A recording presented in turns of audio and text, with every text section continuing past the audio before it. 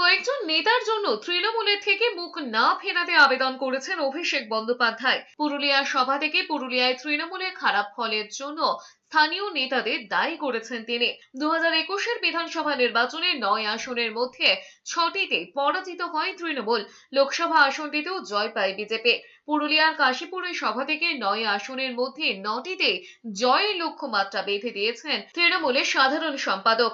এরপরে বলেছেন তৃণমূলের কোনো পদাধিকারী খারাপ আচরণ করলে এক ডাকে অভিষেককে জানাতে, কিন্তু তার জন্য যেন কেউ তৃণমূলের থেকে মুখ না ফেরায়। পুরুলিয়ার মানুষের ভালোবাসা আমরা পাইনি। তৃণমূলের কোন রকম কোন স্থানীয় পদাধিকারী যদি আপনাদের সাথে কোন রকম খারাপ আচরণ করে, ব্যবহার করে, আপনারা এক ডাকে অভিষেকে ফোন করে আমাকে জানাবেন, কিন্তু তাদের জন্য তৃণমূলের তরফ থেকে মুখ ফেরাবেন না।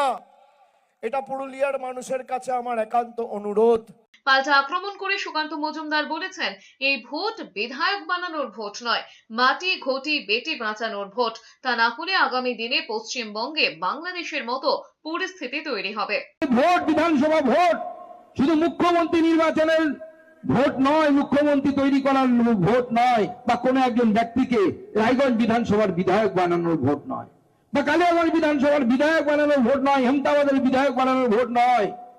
এই ভোট মনে রাখবেন আপনাদের কাছে, আমাদের কাছে মাটি ঘটি এবং বেটি বাঁচানোর লড়াই।